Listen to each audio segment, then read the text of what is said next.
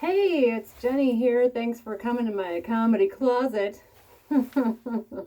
Although, whoa, I realize you probably can't hear me. Not only that, but I can't breathe in there. So, at the comedy closet today, I have a little story to share with you. I have been spending a lot of time in the orthodontist office, in the waiting room.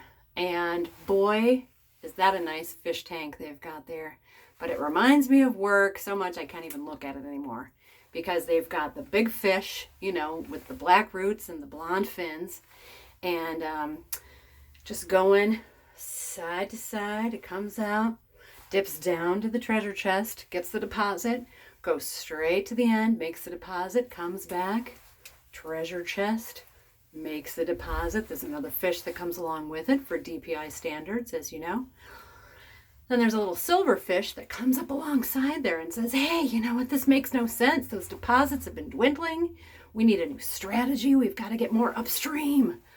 And strategy design, we did a new strategy implementation. The whole process has to change.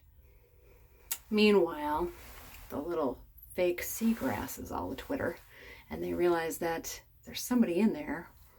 Yep, it's Roz, the little wiggly fish, trying to fix that stuff, make it straight.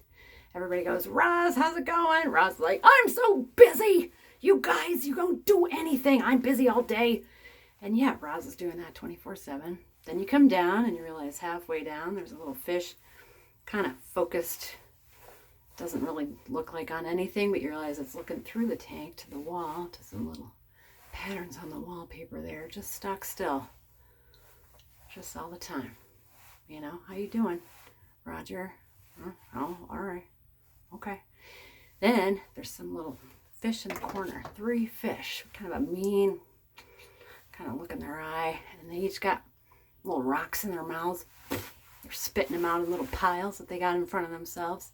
And you realize they've got an over-under game going on. If anyone's going to sit in that front seat next to the desk, it's a little too close to the desk. No one ever sits there, but somebody might, And then another one's got some rocks bet on whether they're getting a third shake because they got a new intern who kind of forgets when they get fed.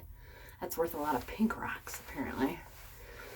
And then you got this blue fish that's like, whoa, guys, and pokes everybody, gets in everybody's face, and says, I'm Gen X. This has no meaning for me. I need to do something where I feel like I'm making a difference in the world. This does not spark joy. I've got some feelers out. I got some nibbles. And, the fish is ready to be out of here.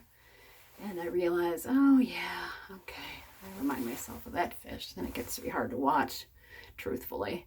And I wonder, what kind of fish are you? It's good to think about. And that story reminds me of a lesson I learned once teaching art, because, when you teach art, it's important to stand in front of the entire class of 30 whatever kids.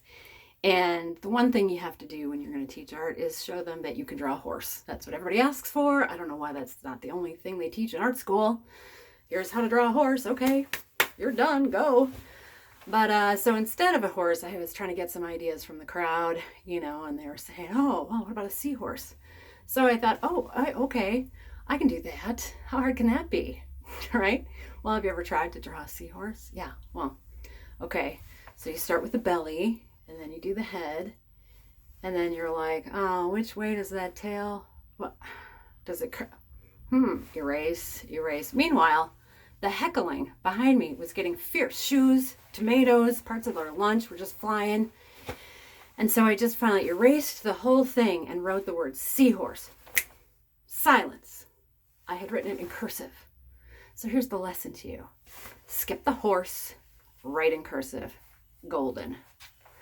Now let me leave you with this last story since it is summer and I feel like some of you might take the family to the Renaissance Fair. We are between plagues right now, so it might be a good time to go.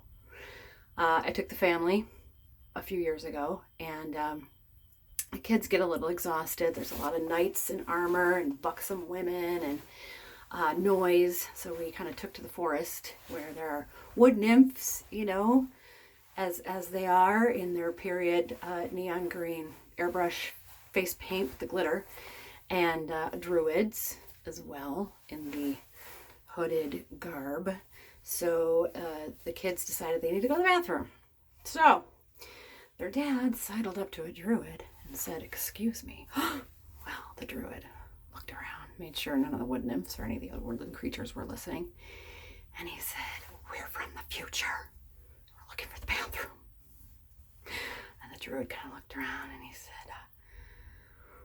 "Well, you gotta go behind the turkey leg booth there." Okay, good to know. So if you're ever at Ren Fair and your kids need to go to the bathroom, go to the forest and let them know you're from the future and you're going to need to go. That's my time. Thanks a lot. Jenny Hayden.